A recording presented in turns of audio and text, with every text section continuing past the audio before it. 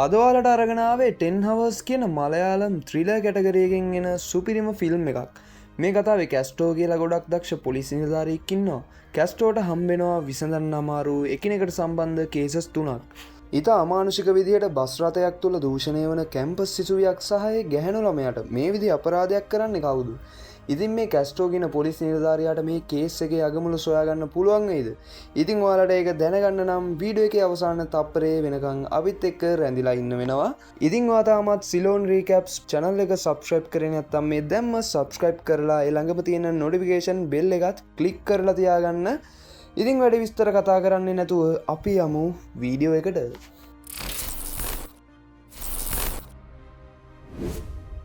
Film එක පටන් ගන්නකොටම අපිට පෙන්වන්නේ කැස්ටෝ කියන උපපොලිස්පතිවරයා බාරගත්ත කේස් එකක්. එයාට ඒක හරියට විසඳගන්න බැරි වෙලා තියෙන තත්ත්වයක් පෙන්නනවා.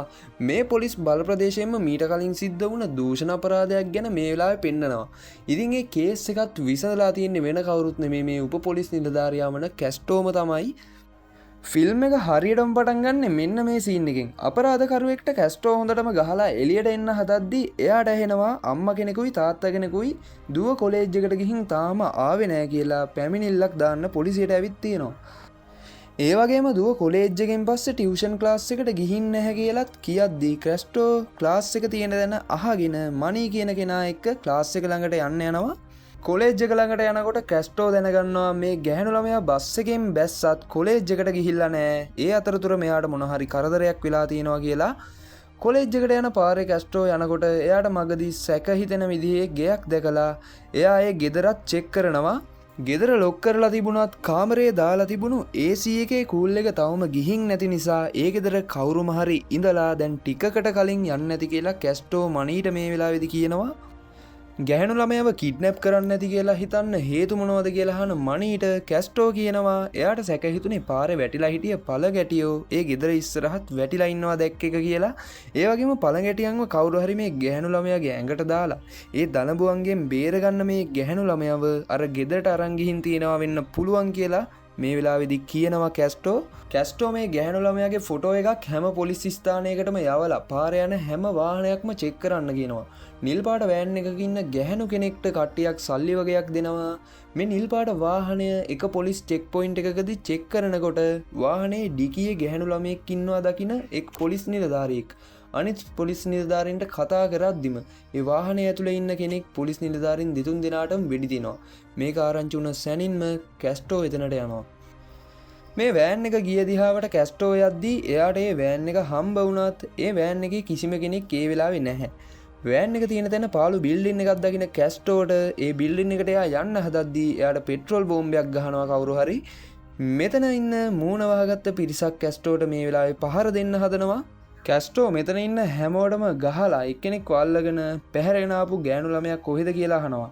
ඒ මිනිස්සයා කැස්ටෝට කියන්නේ හිතා ගන්නවත් බැරි දෙයක්. එයාලා සල්ලි වලට තමයි මේ වැඩේ කරේ. එයාට ගැහැණු ළමයාව පැහැර ගන්න කියලා ෆොටෝ එකක් එව්වා. එයාලා කිව්ව දැනට ගැහැණු ළමයාව ගෙනත් දුන්නා කියලා කියනවා. ඒ වගේම මේ ගැහැණු ළමයාව වාහනයකින් අරගෙන ගියා කියලා කියනවා. ඉතින් මේ කොන්ට්‍රැක්ට් එක දුන්න කෙනාට කෝල් එකක් ගත්තාම ඒ මිනිස්සයා කැස්ටෝට කියනවා කැස්ටෝ කොච්චර බුද්ධිමත් වුණත් එයා කැස්ටෝට වැඩිය ඉස්සරහින් ඉන්න කියලා. කැස්ටෝ විකීට කෝල් කරලා නම්බර් එක ගැන විස්තර හොයන්න කියලා කියනවා. මේ අතරේ පොලිස් මූලස්ථානයට කෝල් එකක් එනවා බස් එකක් ඇතුලේ ගැහැණු ළමයෙක්ට කරදරයක් සිද්ධ වෙනවා කියලා. ඉතින් පොලිසියට මේ කෝල් එක දෙන්නේ බස් එකේ ඩ්‍රයිවර්ම තමයි. බස් එකේ එන පාර හරස් කරගෙන ඉන්න පොලිස් නිලධාරීන් මේ බස් එක නවත්තලා ඩ්‍රයිවර්ගෙන් අහනවා කොයි ගැහැණු ළමයාටද කරදරයක් වුණේ කියලා. ඉතින් පොලිසියේ ඩ්‍රයිවර්ගෙන් මෙහෙම අහනකොට කන්ෆියුස් වෙන ඩ්‍රයිවර් කියනවා මම කෝල් කරේ නැහැ මම එහෙම දෙයක් දන්නේවත් නැහැ කියලා. කෝකටත් කියලා බස් එකට නැග්ග කැස්ටෝ දකිනවා තරුණ පිරිමි ළමෙක්ව මේ බස් එක ඇතුලේ මරලා දාලා තියෙනවා.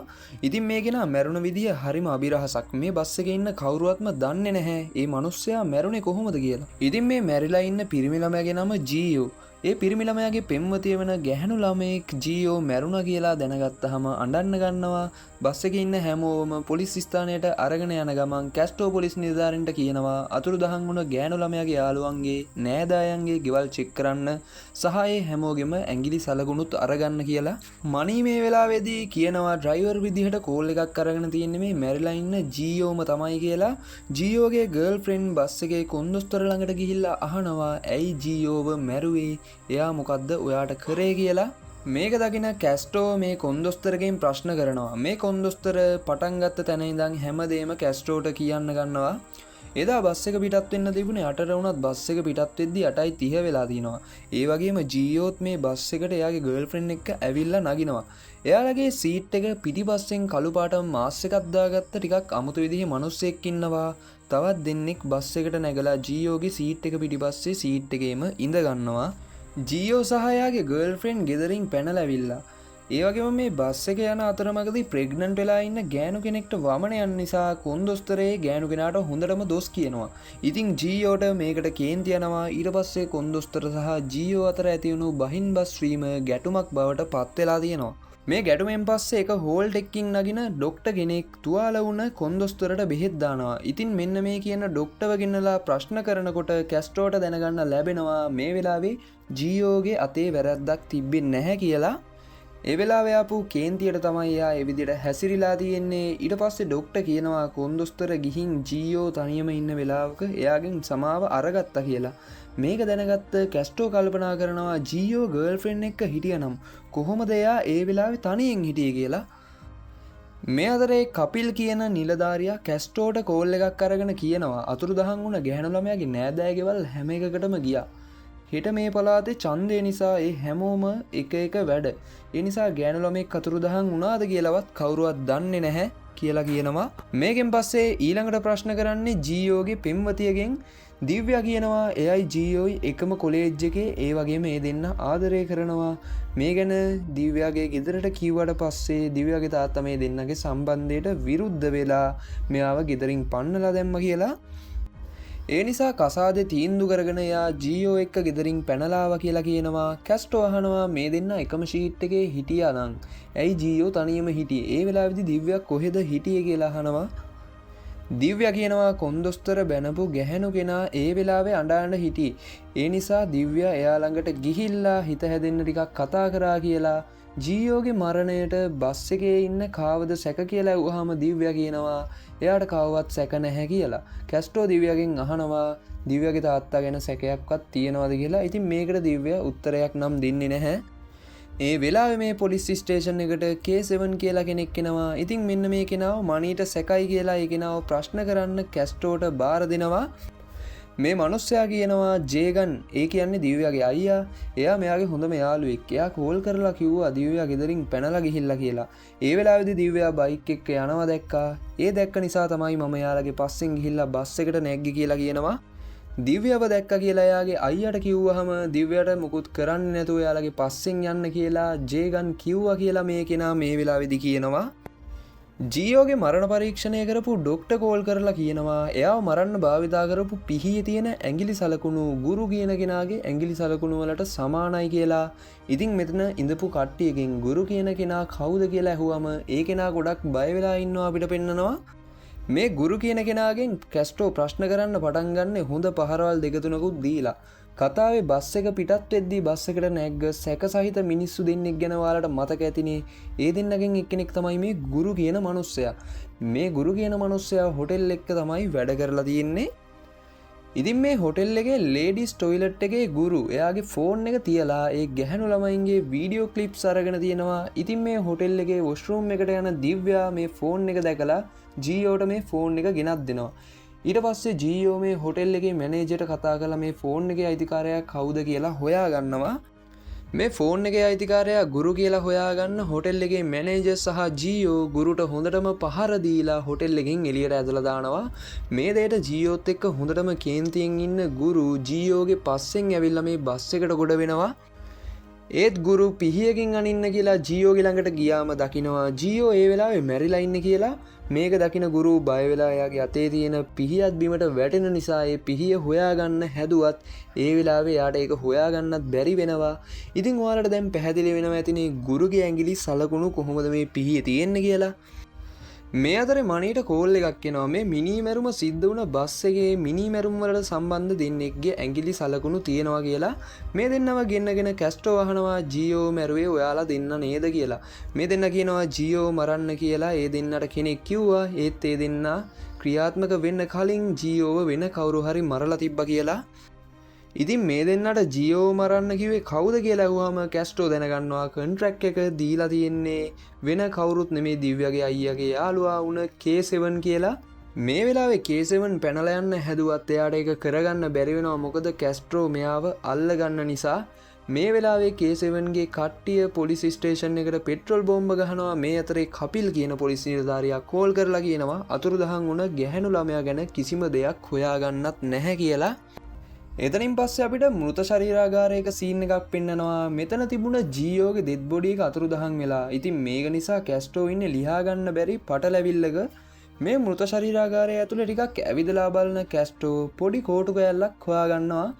ඒකෙන් මෙයා දැනගන්නවා කවුරු හරි කැලෑවෙන් ඇවිල්ලා ඩෙඩ් බොඩි එකත් අරගෙන ආයේ කැලෑවටම ගිහිල්ලා තියෙනවා කියලා.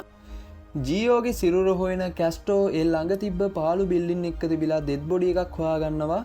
මරණ පරීක්ෂණය කරපු ඩොක්ටර් කියනවා ජීයෝගේ ඇඟ ඇතුලේ තිබිලා ඩ්‍රග් එකක් ගැන හොයාගත්තා කියලා. ඉතින් ඒක හංගන්න ඕන නිසා ඩෙඩ් බොඩි එක අරගෙන ගිහිල්ලා තියෙනවා කියලා ඩොක්ටර් කියනවා.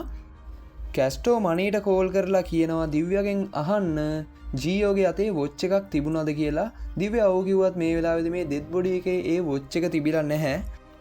ඊළඟ සීන් එකෙන් අපිට පෙන්නනවා රතු පාට කාර් එකකින් ආව මිනිස්සු කට්ටියක් පාර අයිනක තිබුණු බොඩි එකක් වාහනයකට දාගන්නවා. ඒත් එක්කම ඩොක්ටර්ව හම්බෙලා එන ගමන් ඉන්න කැස්ට්‍රෝට පොලිසිය කට්ටිය කියනවා සැක සහිත වාහනයක් නවත්තන්න නැතුව චෙක් පොයින්ට් එකකින් ගියා කියලා. මේ රතු පාට වාහනේ පස්සෙන් ගියත් ඒ වාහනේ ගිහිල්ලා නතර කරාම ඒ වාහනේ කවුරුවත්ම නැහැ. මේ වෙලාවේ මෙතනට එන නාදුනන පිරිසක් කැස්ට්‍රෝට පහර දෙනවා. මෙතන ඉන්න එක මිනිස්සෙක් ලොකු තීන්ත බාල්දියකින් කැස්ට්‍රෝට ගහනවා. තීන්ත නිසා කැස්ට්‍රෝට කිසිම දෙයක් පේන්නේ නැති වෙලා යනකොට මේ කට්ටිය මෙතනින් පැන ගන්නවා. පොලිසියෙන් කෝල් එකක් එනවා රතු පාට වාහනේ ඇතුලේ ඉන්න අතුරුදහන් වෙච්ච ගෑනු ළමයා නෙමෙයි වෙන කෙනෙක් කියලා. මේ ඉන්න ගැහැණු ළමයා තාමත් ජීවත් වෙනවා. මේ ගැහැණු ළමයාගේ නම ජනනි. බස් එකේ කොන්දොස්තර ටිකට් ලියන පුතේ මේ ජනනි කියන ගැහැණු ළමයාගේ ළම රවුම් කරලා තිබ්බා කියලා කැස්ට්‍රෝට මතක් වෙනවා මේ වෙලාවේදී. පොලිස් ස්ටේෂන් එකට යන කැස්ට්‍රෝ බස් එකේ ඉන්න කොන්දොස්තරගෙන් වගේම රියදුරාගෙන් ප්‍රශ්න කරන්න පටන් ගන්නවා. ජනනි නගින්න ඉඳපු හෝල්ට් එකෙන් බස් එකට නැග්ගේ නැහැ. ඒ නිසා එයාගේ නම රවුම් කරා කියලා කොන්දොස්තර මේ වෙලාවේදී කියනවා. මේ බස් එක නවත්තන්න අශෝක් කියන නගරයේ පොලිස් ස්ටේෂන් එකට කෝල් කරන කැස්ට්‍රෝ කියනවා ඒ බස් ස්ටෑන්ඩ් එකේ CCTV චෙක් කරන්න කියලා. මේකෙන් ඔප් වෙනවා ජනනි මේ හෝල්ට් එකෙන් බස් එකට නැග්ගේ නැහැ කියන එක. CCTV කැමරා චෙක් කරන කැස්ට්‍රෝ දකිනවා එකම නම්බර් එක තියෙන බස් දෙකක් මේ බස් ස්ටෑන්ඩ් එකට එනවා කියලා. කැස්ට්‍රෝ ඊළඟට කරන්නේ මේ බස් එකේ රියදුරාගේ කැබින් එක චෙක් කරන එක. කැස්ට්‍රෝට හම්බ වෙනවා මේ බස් එකේ ඉඳිය හැමෝගෙම සෙල්ෆි අරගන්න බෝයි කෙනෙක්ව. කැස්ට්‍රෝ මේ කෙනා ගහපු ෆොටෝ ටිකත් බලලා කට්ටියට කියනවා ඔයාලා හැමෝටම දැන් ගෙදර යන්න පුළුවන් මොකද මම අපරාධකාරයා කවුද කියන එක හොයාගත්තා කියලා. ඉතින් කැස්ට්‍රෝ මේ වෙලාවේ සාක්ෂිත් එක්ක හොයාගෙන තියෙනවා අපරාධකාරයා තමයි මේ බස් එකේ ඩ්‍රයිවර් කියලා. කැස්ට්‍රෝ මනී එක්ක මේ සාක්ෂි ගැන කියනවා එකම නම්බර් තියෙන බස් දෙකක් වෙලාවන් දෙකකදී එකම ස්ටේෂන් එකට ඇවිල්ලා තියෙනවා. ඒ වගේම ඩ්‍රයිවර්ගේ කැබින් එකේ තිබුණු නියන මේ වෙද්දිත් අතුරුදහන් වෙලා. ඩ්‍රයිවර්ගේ එක්ස්ට්‍රා යුනිෆෝම් එකේ කමිසයක් නැතුව කලිසම් විතරයි තිබ්බේ. ඒ වගේම ගෙවල් වලට කතා කරන්න කියලා හැමෝටම ෆෝන් දුන්න වෙලාවේ ඩ්‍රයිවර් විතරක් කාටවත් කතා කරන්නේ නැතුව හිටියා. මේ නිසා කැස්ට්‍රෝ හිතනවා මේ ඩ්‍රයිවර් තමා ජීයෝව මරලා ඇඳුම මාරු කරගෙන තියෙන්නේ. ඒ වගේම නියනක් පාවිච්චි කරලා ජීයෝව මරන්න ඇති කියලාත් හිතනවා. ඉතින් කොහොම හරි ඩ්‍රයිවර්ට හොඳටම ගහලා ප්‍රශ්න කරන්න පටන් ගත්තාම සිද්ධ වුණ හැමදේම ඩ්‍රයිවර් කියන්න පටන් ගන්නවා. එයා කියනවා එයාලගේ කම්පැනි එකේ එකම නම්බර් එක තියෙන බස් දෙකක් තියෙනවා. ඒ බස් දෙකෙන් එක බස් එකක් භාවිතා කරන්නේ නීති විරෝධී වැඩවලට.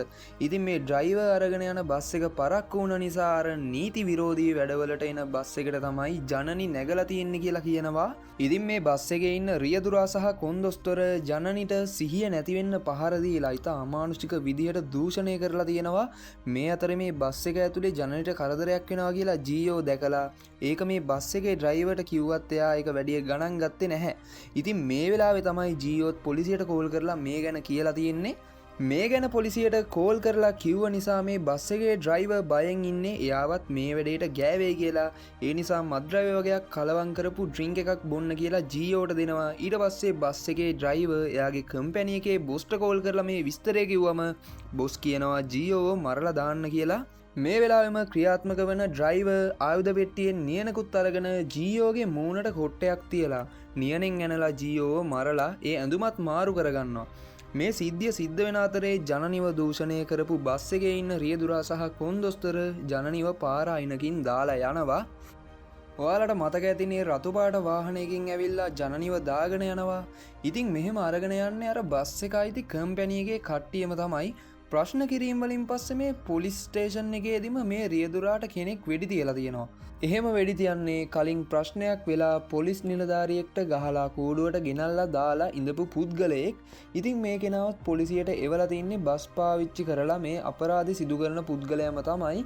ඉතින් මේ පොලිස් ස්ටේෂන් එකේ ඉන්න පොලිස් නිලධාරියෙක් කලබල වෙලා මේ කූඩුවේ ඉන්න මිනිස්සයාටත් වෙඩි තියනවා. කැස්ටෝට කෝල් එකක් එනවා නීති විරෝධී වැඩ කරන බස් එක හම්බුණා ඒත් ඒකේ ඉඳපු කොන්දොස්තරවයි රියදුරාවයි මරලා දාලා කියලා.